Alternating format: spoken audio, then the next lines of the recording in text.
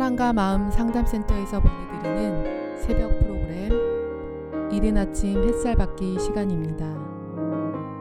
하나님의 말씀을 들으며 새롭게 되는 나를 체험하는 시간 되시길 바랍니다.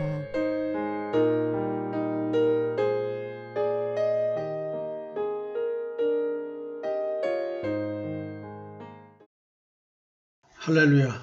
긴 초겨울의 밤, 맛있는 야식 드시면서 혹시 시간 보내셨습니까? 저는 주로 저녁 시간에는 맛있는 야식은 뱃살 나올까봐 못 먹고 넷플릭스 영화 열심히 봅니다. 그리고 또 잠듭니다. 오늘 이 새벽에 하나님의 말씀을 통해서 어두워진 내 마음 또다시 오늘의 빛비춤이 있었으면 좋겠습니다. 오늘은 사무엘하 15장인데 참 어려운 얘기입니다. 압살롬의 반란, 반역, 이 얘기를 좀 해야 되는데 이것도 이제 그 본문이 길어서 중요 구절만 얘기하고 이야기 줄기를 통해서 우리가 가져야 될 그런 은혜가 무엇인지 하나님께서 우리에게 깨닫게 해주시려고 하는 그 근본적인 목적이 이 사건 속에서 어떻게 숨어 있는지 얘기를 해보려고 합니다.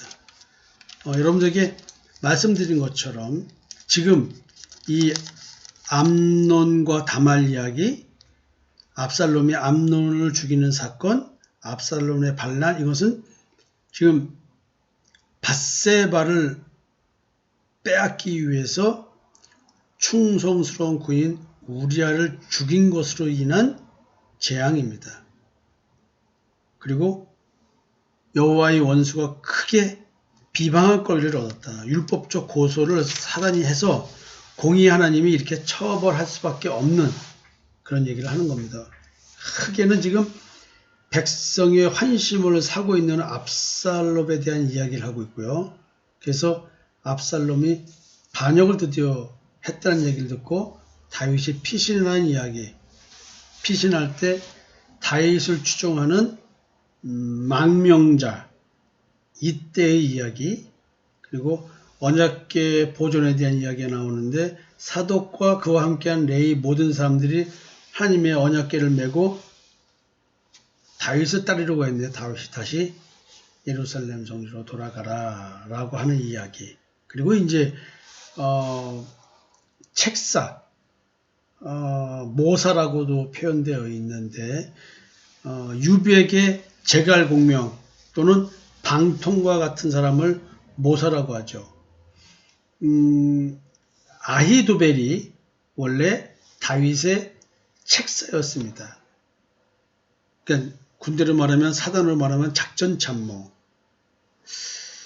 제갈공명과 같은 사람인데 이 아히도벨이 어찌된 일인지 압살롬 편에 섰습니다. 그래서 이제 어찌 보면은 전략을 짜고 전술을 짤 수 있는 인원이 없는 거죠. 그러면 전세는 완전히 기울어지는 겁니다. 이럴 때 나타난 책사, 제갈공명, 방통 같은 후세가 나타납니다. 이야기는 이렇게 좀 흘러가고 있는데 한번 중요 구절들을 이야기하면서 오늘의 은혜를 한번 받아보도록 하겠습니다. 지금 압살롬이 반역 준비를 차근차근히 하랍니다. 그 준비가 뭐냐면 일단 자기의 위용을 과시해야 됩니다. 그래서 병거와 말들을 준비하고 호위병 50명을 세웁니다. 어딜 가든 간에 마치 족복들 뒤에 딱 따라오면서 형님 하는 것처럼 왕자님이셔 차기 왕권을 인수할 수 있는 가능성이 있는 분이 이분이야. 압살롬은 인물도 훌륭했죠. 그런데다가 이렇게 딱 이렇게 있는다는 얘기는 차기 왕권이 내게 있어 라는 것을 보여주는 쇼업, 이런 걸 하는 거죠. 위용을 나타내는 것들입니다. 주석상으로는 이러한 것들이 뭐냐면 이방 왕들의 사치스러운 풍습이었다. 그런 것을 지금 모방했다. 그리고 반역적 행위를 하기 위한 준비다. 그리고 백성들에게는 자기가 차기 왕권을 이어받을 삶이라고 하는 보이지 않는 모종의 관심을 불러일으키는 그런 계략이었다라고 우리가 볼 수가 있습니다. 근데 이제 서서히 압살롬이 아버지 다윗 왕을 방해하는 일을 하기 시작합니다. 원래 이스라엘 사회는 마을의 성문에서 장로들이 앉아서 재판하는 그런 장소였는데 그 마을의 성문 앞에서 이제 방해 행위를 합니다. 다윗 왕은 궁궐 문에 합법적인 재판관을 세워서 재판을 베푸는데 이 부분에서 방해를 하는 겁니다. 너는 어느 성 사람이냐? 아침 일찍 성문에 나가서 이제 백성들에 대한 압살롬의 친절한 관심을 보여주면서 은근히 왕에 대한 불신을 조장하는 말들을 합니다. 압살롬이 그에게 이르기를 보라 네 일이 옳고 바르다마는 네 송사를 들을 사람을 왕께서 세우지 아니하셨다. 야, 이 말은 뭐냐면 지금 다윗 왕을 불신하게 하는 말, 하나님께서 왕을 통해서 이렇게 베풀어야 되는데 송사를 하도록 해줘야 되는데 왕이 지금 자기 책무를 다하고 있지를 않아 라는 얘기를 하는 겁니다. 내가 이 땅에서 재판관이 되고 누구든지 송사하고 재판할 일이 있어 내게로 오는 자에게 내가 정의 베푸기를 원하노라. 이야, 자기가 지금 재판관 역할을 하겠다는 것이죠. 왕자라는 신분을 이용해서 교묘히 아버지에게 불신하는 감정을 불러일으키고 내가 그렇지만 왕자로서 너희들에게 재판관 역할을 해줄게. 압살롬이 백성들의 환심을 사려고 애쓰는 장면입니다. 그러니까 이제 백성들에게 지금 선심을 쓰고 막 그러겠죠. 사람이 가까이 와서 그에게 절하려 하면 압살롬이 손을 펴서 그 사람을 붙들고 그에게 입을 맞추냐. 굉장히 뭐랄까 스킨십이 좋은 거죠. 요즘 말로 말하면 기가 막힙니다. 백성들에게 계속해서 자기 자신을 인식시키기 시작합니다. 그리고는 이제 성경은 뭐라고 말하냐면 이스라엘 사람의 마음을 압살롬이 훔치라 이렇게 말합니다. 이스라엘 백성들의 마음을 훔친다. 마음을 샀다. 이게 좀 약간 샀다라고 하면 좀 부정적인 게 적은데 훔쳤다. stole. 훔쳤다. 이야, 이게 다윗왕을 향한 마음을 훔쳐내기 시작하는 겁니다. 마음을 도둑질하는 거죠. 정부의 무능을 비판하고 약자를 자기가 동정하고 애정을 보임으로써 마음을 도둑질하는 겁니다. 너희들이 나를 믿을 수 있어. 나는 신방받는 지도자가 될 수 있어. 야, 묘한 기만 수책으로 아버지 다윗 왕은 불신하게 만들고 자기를 신뢰하게 만듭니다. 그리고 이제 압살롬이 아버지에게 가서 자기가 그술에 있을 때, 즉 암논을 살해하고 도망갔을 때 거기서 하나님께 서원했다는 거죠. 여호와의 섬기기를. 여기서 섬긴다는 말이 이제 제사 지내겠다. 근데 예루살렘 성전이 지금 물론 그 땅에 없었지만 예루살렘에서 제사를 지내면 되지 굳이 헤브론까지 가서 제사를 지낼 필요가 있을까요? 다윗은 아들이기 때문에 자기가 압살롬을 굉장히 귀히 여겼기 때문에 압살롬이 반란을 일으킬 것이라는 생각을 못했기 때문에 가서 평안히 제사를 지내고 오라고 보내줍니다. 근데 이제 압살롬은 이스라엘 모든 지파 가운데 정탐꾼을 보내서 상황이 어떤지를 봅니다. 그리고는 정탐꾼들 보고 너희는 나팔 소리가 들리면은 압살롬이 헤브론에서 왕이 되었다라고 외치라고 가르쳐줍니다.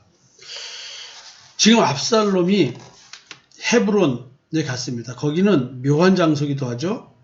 다윗이 거기서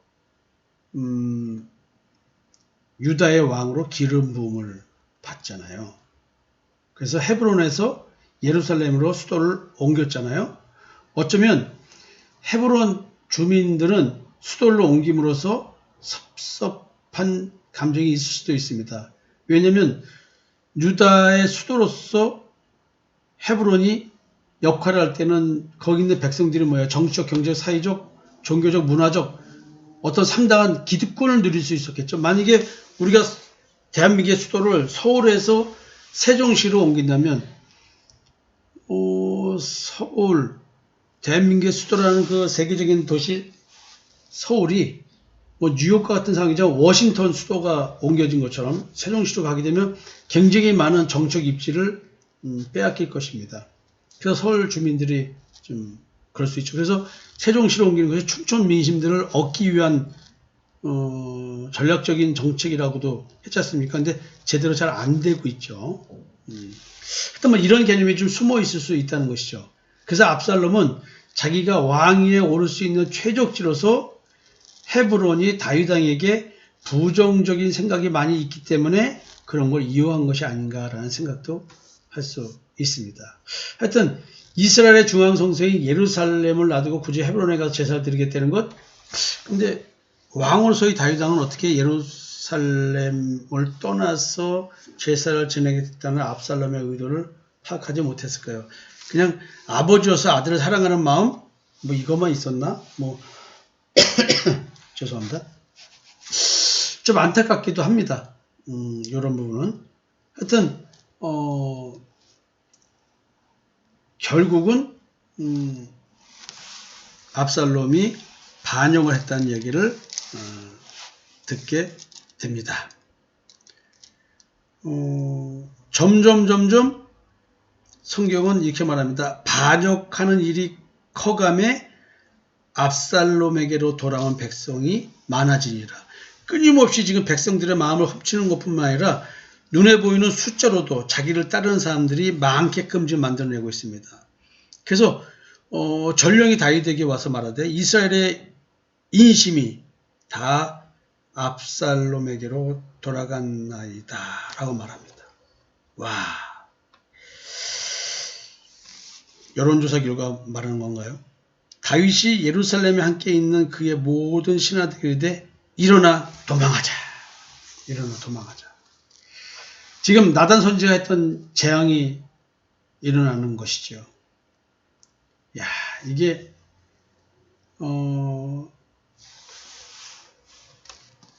어떤 마음일까요? 다 도망가자고 하면서 후궁 10명을 왕궁에 남아있으라고 합니다. 그래서 왕이 나가기 때문에 백성들이 다 따라갔습니다. 그래서 벳메르학이라는 곳에 멈추어 섰습니다. 그때 이제 마치 이 장소가 다윗의 별궁이 아니었냐라는 생각도 있지만, 자, 따라오는 무리들이 있습니다.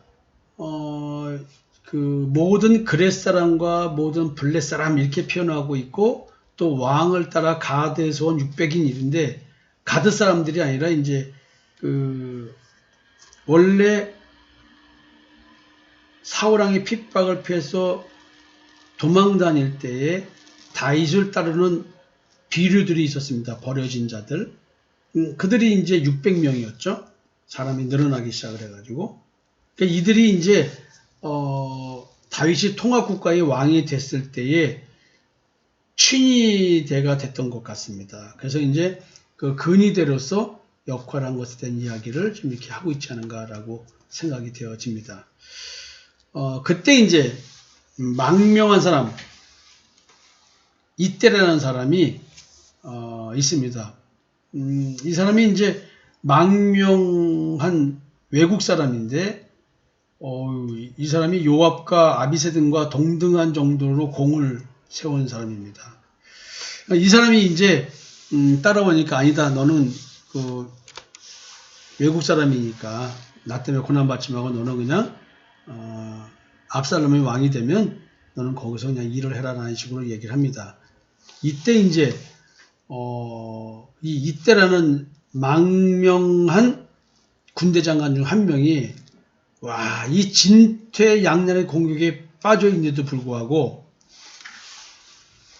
그 왕을 따르겠다고 얘기를 합니다. 여호와의 살아계심과 내 주 왕의 살아계심으로 맹세하옵나니 진실로 내 주 왕께서 어느 곳에 계시든지 사나 죽으나 종도 그곳에 있겠나이다. 야, 어찌 보면 다윗이 여러 가지 실수가 많고 범죄 행위도 있었지만 부하 관리 굉장히 잘했던 것 같습니다. 이런 충성스러운 신하들이 계속 있는 거죠.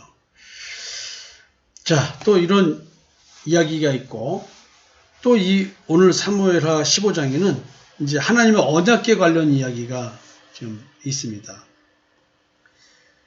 지금 사독과 레위 사람이 하나님의 언약궤를 매 가지고 다윗을 따르려고 성을 나오려고 하는 거죠. 그래서 이제 어찌 보면은 왕에게는 하나님의 언약궤가 동행을 하면 하나님의 가시적인 어떤 임재가 자기와 함께 있다는 걸 보여주는 수단이 되기도 하지 않습니까? 근데 다윗이 묘한 얘기를 합니다. 하나님의 궤를 성읍으로 도로 메어 가라. 만일 내가 여호와 앞에서 은혜를 입으면 도로 나를 인도하사 내게 그 궤와 그 계신 데를 보이시리라는 게, 하나님께서 나를 불쌍히 여기시면 내가 다시 예루살렘으로 돌아오지 않겠느냐. 그리고 하나님께서 내가 너를 기뻐하지 아니한다 하시면 종이 여기 있사오니 선히 여기시는 대로 내게 행하시옵소서 하리라. 그러니까 하나님께 자기의 모든 것을 맡깁니다. 이방인의 마음까지도 감동시킬 수 있는 순수한 신앙격을 가진 다윗입니다. 다윗 왕의 깊은 배려를 위해서 이때의 충성스러운 대답이 나왔는데, 비록 여러 가지 잘못이 많지만 그럼에도 불구하고 하나님을 의지하는 신앙, 사울왕을 통해서 철저하게 배운 다윗입니다. 위기 상황에서 다윗이 여기서 넘어지지 않기 때문에 다윗은 살아날 수 있는 것입니다. 그 어떤 상황에서도 절대적으로 하나님만 의지하는, 야, 이거 엄청나죠? 하여튼 다윗 왕을 지지한 제사장들이라는 얘기죠. 지금으로 말하면 종교계 인사들이 어느 정치인을, 또 지금 탄핵된 대통령을 지지한다. 여기서 지금 말하는 탄핵은 이미 탄핵된 대통령을 말하는 것이 아니라 어느 상황에 대한 얘기를 하는 겁니다. 종교인들이 지지하고 있었다라는 얘기죠. 큰 힘이겠죠. 그죠? 그래서 종교인들의 지지를 받으려고 요즘도 많이 그러죠. 다윗은 하나님의 임재의 상징 언약궤를 왜 돌려 보낼까요? 여러 가지 이유가 있을 것입니다. 일단 제사장들을 돌려보내면 이들은 다윗을 따르는 사람들이니까 예루살렘 성내의 정보를 입수할 수 있을 것입니다. 또 한편으로는 지금 이런 일들이 하나님께서 다윗을 버리는 것이 아니라 징계의 상황이기 때문에 하나님을 믿는다고 한다면 도리어 반드시 하나님께서 회복시켜 주시는 은총이 있을 것이라는 이 믿음이 흔들리지 않기 때문에 이럴 수 있는 것입니다. 비록 징계는 받지만 자기를 통해서 이 나라를 영원히 지켜주시겠다는 하나님의 언약을 믿었기 때문이라는 것이죠. 도리어 하나님의 언약궤를 옮기는 것 자체가 하나님의 영광을 훼손시키는 것이 아닌가? 이렇게 생각해서 이런 조치를 할 수가 있습니다. 그리고 정말로 하나님 뜻대로 하시옵소서, 선히 여기시는 대로 내게 행하시옵소서. 내가 무슨 능력이 있겠습니까? 나는 하나님이 시킨 대로 가려면 가고 오려면 오고 하는 존재 아닙니까? 라고 자기의 인간적 무가치함, 왕이면서도 이런 신앙 고백을 하는 것입니다. 하나님 앞에 철저히 순종하겠다. 그리고 겸손과 순종의 자세를 가지고 하나님 앞에 자기를 내려놓습니다. 그리고 사독에게 네가 선견자가 아니냐라고 말을 하는 것이죠. 하나님의 뜻을 관찰하여 왕이 나아갈 바를 가르치는 임무를 했는데 네가 압살롬의 동태도 살피고 압살롬에게도 좋은 얘기 해줘. 이런 의미가 숨어 있을 수가 있습니다. 그래서 이제 사독과 아비아달 등 제사장들이 다시 돌아가게 됩니다. 근데 여기서 이제 충격적인 얘기 하나를 듣습니다. 다윗 왕의 책사, 제갈 공명 같은 아히도멜이 압살롬하고 있다는 것이죠. 다윗의 모사. 다윗의 모사. 야. 근데 이 말을 듣고 다윗이 기도합니다. 여호와여 원하옵건대 아히도벨의 모략을 어리석게 하옵소서. 왜냐면 유비는 제갈공명이 만들어내는 것이죠. 제 옆에도 그런 제갈공명 또 방통 같은 그런 동역자가 있었으면 좋겠습니다. 참 나중에 이제 방통 얘기를 좀 할 때 삼국지 얘기를 하면서 한번 더 이 부분에서 얘기 좀 해드리겠습니다. 재밌는 얘기들이 좀 많이 있어요. 그래서 이제 여기서 기가 막힌 것은 다윗이 이제 그 피난길에 누구를 만나냐면 후세를 만납니다. 다윗의 친구 후세가 곧 성읍으로 들어가고 압살롬도 예루살렘에 들어갔더라. 후세가 아렉 사람 후세가 다윗을 맞으러 옵니다. 이 사람이 이제 모략가입니다. 책사입니다. 제갈공명 같은 사람입니다. 야, 지금 후세를 만남으로써 아히도벨의 모략을 결정적으로 피할 수 있는 전기를 마련하게 됩니다. 후세는 좀 나이가 드신 분이었나 봅니다. 여러분, 지금 여기요. 하나님께서 징계를 하시고 재앙을 주시는데 피할 길을 주십니다.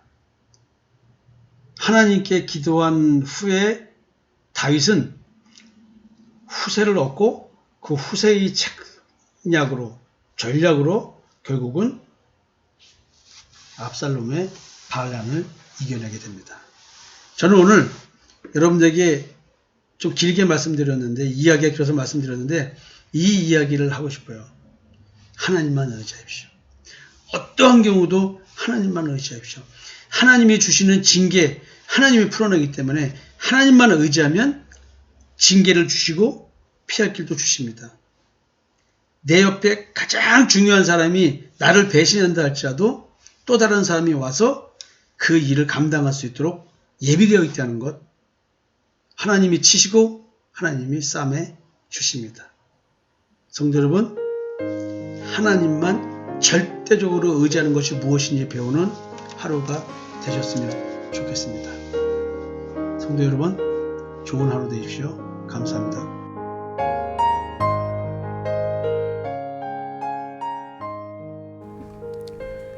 지금까지 사랑과 마음 상담센터에서 보내드리는 새벽 프로그램 이른 아침 햇살 받기였습니다. 오늘도 하나님의 주권적 역사로 마음을 치료받는 삶을 누리시기 바랍니다.